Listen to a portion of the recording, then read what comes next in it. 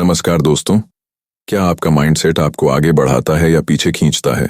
Carol Dweck की यह क्रांतिकारी किताब बताती है कि सफलता सिर्फ प्रतिभा या कौशल से नहीं, बल्कि हमारे माइंडसेट, सोचने का तरीका पर निर्भर करती है।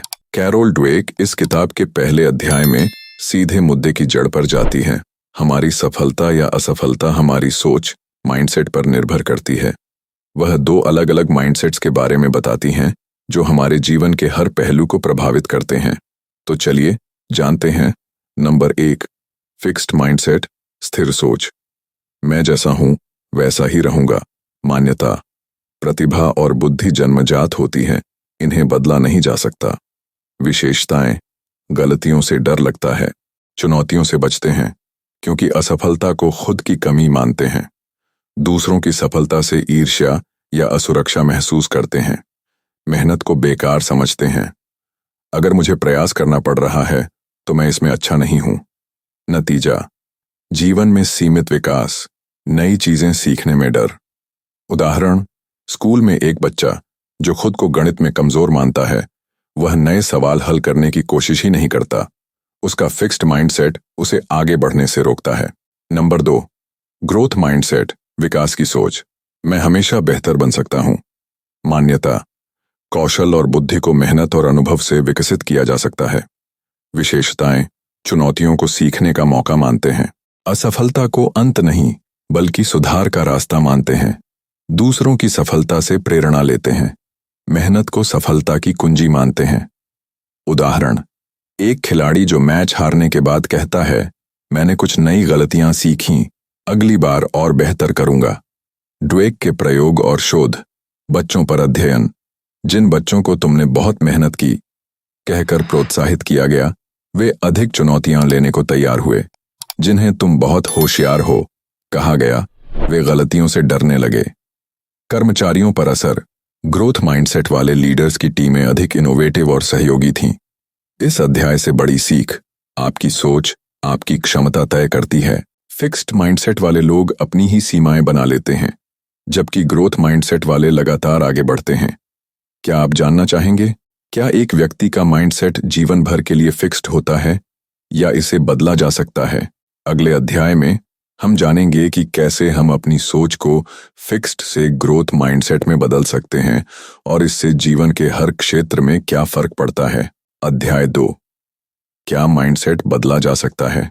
पहले अध्याय में हमने जाना कि फिक्स्ड और ग्रोथ माइंडसेट हमारी सफलता को कैसे प्रभावित करते हैं। लेकिन सबसे बड़ा सवाल यह है, क्या हम अपनी सोच को बदल सकते हैं? कैरोल ड्वेक इस अध्याय में यही समझाती हैं कि माइंडसेट परिवर्तन संभव है और यही जीवन बदलने की चाबी है। माइंडसेट क्यों और कैसे बनता है? हमारा माइंडसेट हमारे बचपन के अनुभवों, शिक्षा और आसपास के माहौल से प्रभावित होता है। फिक्स्ड माइंडसेट वाले लोग अक्सर ऐसे वातावरण में पले होते हैं जहां सिर्फ नतीजों की तारीफ होती है, जैसे तुम्हारे 95% मार्क्स आए, बहुत बढ़िया। गलतियों को कमजोरी माना जाता है। ग्रोथ माइंडसेट वाले लोग वहां पलते हैं जहां प्रयास और सीखने को महत्व दिया जाता है, जैसे तुमने इस प्रोजेक्ट में कितनी मेहनत की। असफलता को सीख का हिस्सा माना जाता है। माइंडसेट बदलने के 3 वैज्ञानिक तरीके। ड्वेक के शोध के अनुसार हम अपनी सोच को जानबूझकर बदल सकते हैं। यहाँ कुछ प्रमुख तरीके हैं। नंबर 1, अभी नहीं पर कभी नहीं नहीं। The power of yet. Fixed mindset वाला कहता है, मुझे यह नहीं आता। ग्रोथ माइंडसेट वाला कहता है, मुझे यह अभी तक नहीं आता। क्यों काम करता है? यह छोटा सा शब्द अभी तक हमारे दिमाग को संभावनाओं के लिए खोल देता है। नंबर 2, प्रयास को तारीफ करें, सिर्फ प्रतिभा को नहीं। गलत तारीफ। तुम तो बहुत होशियार हो। बच्चा मुश्किल कामों से बचने लगता है ताकि होशियार का टैग न खोए। सही तारीफ, तुमने इतनी मेहनत की इसलिए तुम सफल हुए। बच्चा मेहनत को महत्व देने लगता है। नंबर 3, गलतियों से डरें नहीं, उनसे सीखें। फिक्स्ड माइंडसेट वाले गलती को छुपाते हैं क्योंकि उन्हें लगता है कि यह उनकी कमी दिखाती है। ग्रोथ माइंडसेट वाले गलती का विश्लेषण करते हैं और खुद से पूछते हैं, अगली बार मैं इसे कैसे बेहतर कर सकता हूं। ड्वेक के प्रयोग। माइंडसेट बदलने का सबूत। स्कूल के बच्चों पर प्रयोग। जिन बच्चों को ग्रोथ माइंडसेट सिखाया गया, उनके ग्रेड्स और आत्मविश्वास में तेजी से सुधार हुआ। कंपनियों में परिणाम। जहां लीडर्स ने ग्रोथ माइंडसेट अपनाया, वहां टीम्स ने अधिक नवाचार, इनोवेशन दिखाया। इस अध्याय से बड़ी सीख। आपका माइंडसेट एक मांसपेशी की तरह है। इसे प्रैक्टिस से मजबूत किया जा सकता है। छोटी छोटी आदतें, जैसे अभी तक शब्द का प्रयोग, बड़े बदलाव ला सकती हैं। क्या आप जानना चाहेंगे, क्या ग्रोथ माइंडसेट अपनाने से सच में जीवन की हर चुनौती आसान हो जाती है, या कुछ ऐसी परिस्थितियां भी हैं जहां यह काम नहीं करता? अगले अध्याय में हम जानेंगे कि कठिन समय में ग्रोथ माइंडसेट कैसे काम करता है। क्या यह हमेशा ही सही उपाय है? अध्याय 3, माइंडसेट और जीवन की चुनौतियां। पिछले अध्यायों में हमने सीखा कि माइंडसेट को बदला जा सकता है और यह हमारी सफलता को कैसे प्रभावित करता है। लेकिन एक बड़ा सवाल उठता है, क्या ग्रोथ माइंडसेट हर मुश्किल परिस्थिति में काम करता है? इस अध्याय में कैरोल ड्वेक बताती हैं कि वास्तविक जीवन की चुनौतियों का सामना करने में हमारी सोच कैसे मदद या बाधा बन सकती है। मुश्किल समय में माइंडसेट की भूमिका। नंबर 1, फिक्स्ड माइंडसेट वालों की प्रतिक्रिया। हार मान लेना, असफलता को साबित करने के रूप में देखते हैं कि वे काबिल नहीं हैं। बहाने बनाना, यह मेरे वश में नहीं था या दूसरों ने गलत किया। आत्मसंदेह, खुद को कोसते हैं, जिससे आत्मविश्वास और गिरता है। नंबर 2, ग्रोथ माइंडसेट वालों की प्रतिक्रिया। समस्या को समझना, मैं इससे क्या सीख सकता हूं। योजना बनाना, अगली बार मैं कैसे बेहतर कर सकता हूं। लचीलापन, असफलता को एक अस्थायी घटना मानते हैं, न कि अपनी क्षमता का फैसला। ड्वेक के शोध से उदाहरण। विद्यार्थियों पर अध्ययन। जब कठिन परीक्षा दी गई तो फिक्स्ड माइंडसेट वाले छात्रों ने कोशिश करना छोड़ दिया, जबकि ग्रोथ माइंडसेट वालों ने अधिक मेहनत की और अंततः बेहतर प्रदर्शन किया। नौकरी में असफलता। ग्रोथ माइंडसेट वाले कर्मचारी फीडबैक लेकर सुधार करते हैं, जबकि फिक्स्ड माइंडसेट वाले इसे निजी हमला मानकर बचाव मोड में आ जाते हैं। जीवन के विभिन्न क्षेत्रों में माइंडसेट का प्रभाव। नंबर 1, पढ़ाई और करियर। फिक्स्ड माइंडसेट, नए स्किल सीखने से डरते हैं, मैं टेक्नोलॉजी में कमजोर हूं। ग्रोथ माइंडसेट, नई चीजें सीखने को अवसर मानते हैं। नंबर 2, रिश्ते। फिक्स्ड माइंडसेट तर्क वितर्क को रिश्ते की समाप्ति का संकेत मानते हैं। ग्रोथ माइंडसेट मतभेदों से रिश्ते को मजबूत करने का तरीका ढूंढते हैं। नंबर 3, स्वास्थ्य और फिटनेस। फिक्स्ड माइंडसेट, मैं कभी फिट नहीं हो सकता सोचकर कोशिश छोड़ देते हैं। ग्रोथ माइंडसेट छोटे छोटे लक्ष्य बनाकर धीरे धीरे सुधार करते हैं। ग्रोथ माइंडसेट को मुश्किल समय में कैसे अपनाएं? नंबर 1, यह भी गुजर जाएगा, असफलता को स्थायी न माने। नंबर 2, छोटे कदम उठाए, बड़ी समस्या को टुकड़ों में बांटकर हल करें। नंबर 3, दूसरों से मदद लें। ग्रोथ माइंडसेट का मतलब यह नहीं कि आप अकेले ही संघर्ष करें। क्या आप जानना चाहेंगे, क्या ग्रोथ माइंडसेट वाले लोग कभी निराश या हतोत्साहित नहीं होते? वे ऐसी भावनाओं को कैसे संभालते हैं? अगले अध्याय में हम जानेंगे कि ग्रोथ माइंडसेट और भावनात्मक लचीलापन, इमोशनल रेजिलियंस, कैसे जुड़े हैं। क्या सकारात्मक सोच हमेशा ही काम करती है? अध्याय 4, माइंडसेट और भावनात्मक लचीलापन। अब तक हमने देखा कि ग्रोथ माइंडसेट चुनौतियों का सामना करने में कैसे मदद करता है, लेकिन एक महत्वपूर्ण सवाल उठता है, क्या ग्रोथ माइंडसेट वाले लोग कभी निराश या उदास नहीं होते? इस अध्याय में कैरोल ड्वेक बताती हैं कि सच्चा ग्रोथ माइंडसेट भावनाओं को नजरअंदाज करने के बजाय उन्हें समझने और प्रबंधित करने की क्षमता देता है। भावनाओं और माइंडसेट का संबंध। नंबर 1, फिक्स्ड माइंडसेट की भावनात्मक प्रतिक्रियाएं। असफलता को स्वयं की असफलता मानना, गहरी निराशा भावनाओं को दबाना या उनसे डरना, मैं ऐसा ही हूं, सोच के साथ चिपके रहना। नंबर 2, ग्रोथ माइंडसेट की भावनात्मक प्रतिक्रियाएं। भावनाओं को पहचानना और स्वीकार करना, यह भावना अस्थायी है समझना, भावनाओं से सीख लेकर आगे बढ़ना। वैज्ञानिक आधार। मस्तिष्क और भावनाएं। शोध बताते हैं कि ग्रोथ माइंडसेट वाले लोग अमिगडाला, भय केंद्र, कम सक्रिय, प्रीफ्रंटल कॉर्टेक्स, तर्क केंद्र, अधिक सक्रिय भावनाओं और तर्क में बेहतर संतुलन। भावनात्मक लचीलापन बनाने के 3 तरीके। नंबर 1, भावनाओं का नामकरण। मैं निराश हूं, कहने से दिमाग में तनाव 50% कम होता है। Number 2, reframing technique. मैं असफल हो गया, मैंने एक तरीका सीखा जो काम नहीं करता। नंबर 3, स्वकरुणा। खुद से वैसा ही व्यवहार करें जैसा किसी प्रिय मित्र से करेंगे। वास्तविक जीवन के उदाहरण, स्टूडेंट का केस। परीक्षा में फेल होने पर फिक्स्ड माइंडसेट वाला छात्र पढ़ाई छोड़ देता है, जबकि ग्रोथ माइंडसेट वाला अपनी कमजोरियों पर काम करता है। प्रोफेशनल का केस। प्रोजेक्ट फेल होने पर फिक्स्ड माइंडसेट वाला बॉस टीम को दोष देता है, ग्रोथ माइंडसेट वाला सिस्टम में सुधार करता है। इस अध्याय की मुख्य सीख, ग्रोथ माइंडसेट का मतलब भावनाओं को नकारना नहीं, बल्कि उन्हें सकारात्मक दिशा देना है। भावनात्मक लचीलापन एक सीखी जाने वाली क्षमता है, जन्मजात नहीं। क्या आप जानना चाहेंगे, क्या ग्रोथ माइंडसेट अपनाने वाले लोगों को कभी फिक्स्ड माइंडसेट की ओर लौटना पड़ता है? ऐसी कौन सी परिस्थितियां होती हैं जब हमारा दिमाग फिर से पुराने पैटर्न में वापस चला जाता है?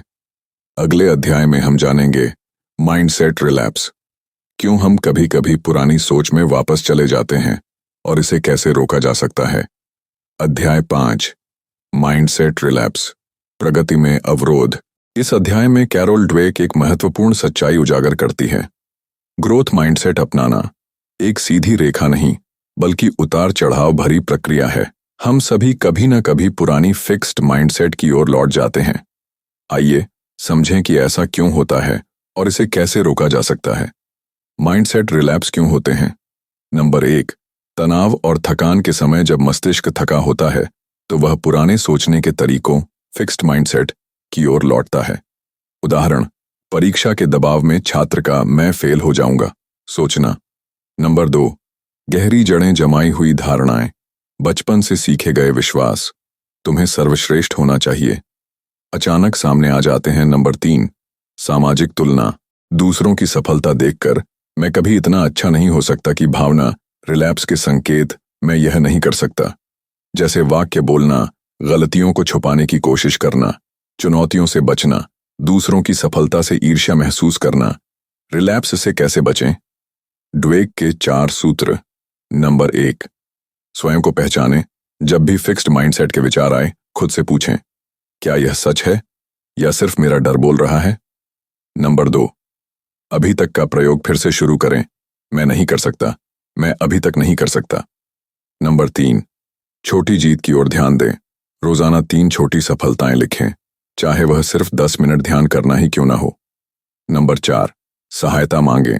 ग्रोथ माइंडसेट वाले दोस्त, मेंटर से बात करें।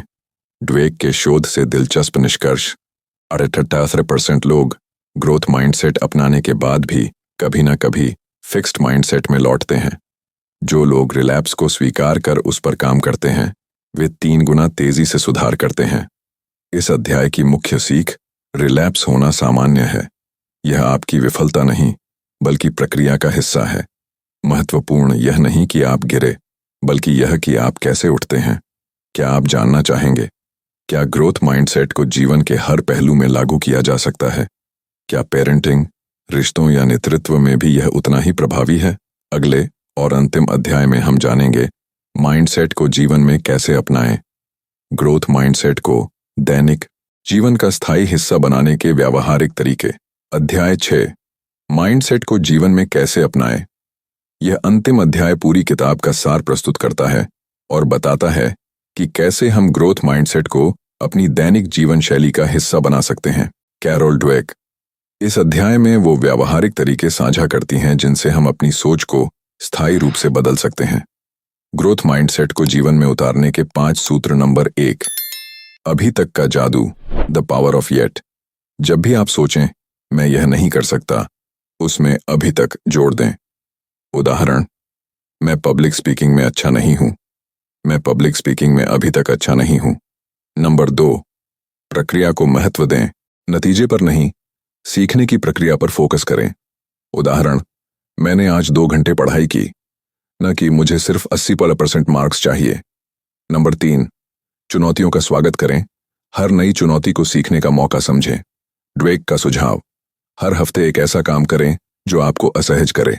नंबर 4, गलतियों से सीखने का रिफ्लेक्शन, हर शाम 5 मिनट निकालकर पूछें, आज मैंने क्या नया सीखा, कौन सी गलती सबसे ज्यादा शिक्षाप्रद रही।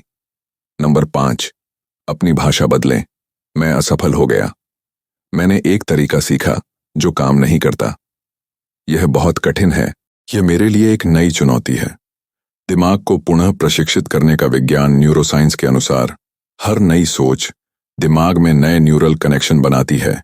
21 दिन तक लगातार अभ्यास से कोई भी नई सोच आदत बन सकती है। ग्रोथ माइंडसेट जर्नल रखने से बदलाव 40% तेज होता है। जीवन के विभिन्न क्षेत्रों में लागू करें। क्षेत्र में फिक्स्ड माइंडसेट या ग्रोथ माइंडसेट। पढ़ाई में, मैं गणित में कमजोर हूं। मैं हर दिन गणित सीख रहा हूं। करियर में, मुझे प्रमोशन नहीं मिला। बॉस पक्षपाती है। मैंने प्रमोशन के लिए कौन सी स्किल्स सीखनी है। रिश्ते में, हमारा तालमेल नहीं बैठता। हम कैसे एक दूसरे को बेहतर समझ सकते हैं। और स्वास्थ्य में, मेरी बॉडी टाइप ही ऐसी है। मैं छोटे छोटे बदलावों से स्वस्थ हो रहा हूं। अंतिम सुझाव, अपनी माइंडसेट यात्रा शुरू करें।